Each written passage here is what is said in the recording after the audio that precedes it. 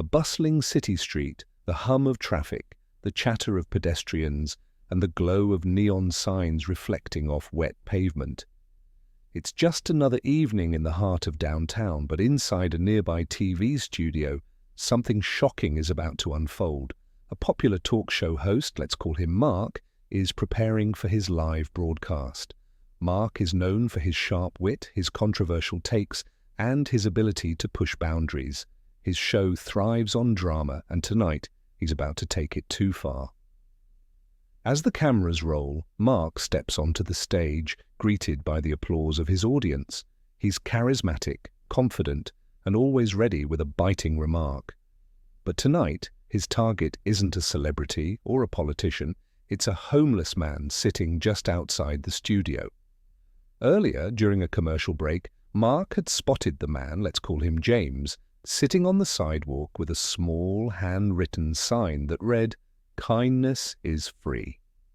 Something about James's quiet dignity had irked Mark, and he decided to make him the centerpiece of his next segment. With a smirk, Mark begins his monologue. "So I saw this guy outside earlier," he says, gesturing toward the window.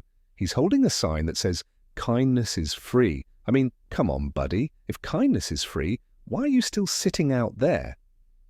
The audience laughs nervously, unsure whether they should find this funny.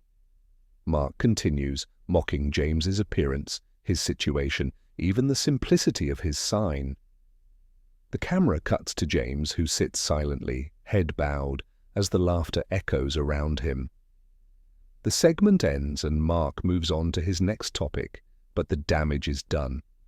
The clip goes viral almost instantly. Social media erupts with outrage. People are disgusted by Mark's cruelty, and the video spreads like wildfire. Comments flood in. "How could someone be so heartless? This is why I've lost faith in humanity. That poor man didn't deserve this."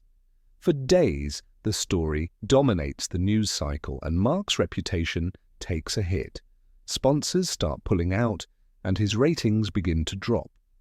But here's where the story takes an unexpected turn. Among the millions who saw the clip was a local businessman named David. David had grown up in poverty, and he knew what it felt like to be judged, to be invisible. The image of James sitting there, humiliated, haunted him. He couldn't just sit back and do nothing. So David decided to take action. David tracked James down and offered him a job at his company. No questions asked, no strings attached.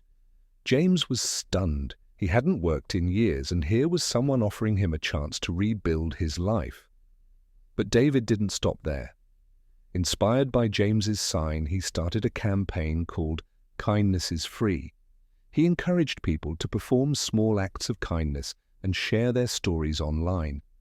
The movement took off, with thousands of people sharing how they'd helped someone in need, whether it was buying a meal for a stranger, paying for someone's groceries, or simply offering a listening ear.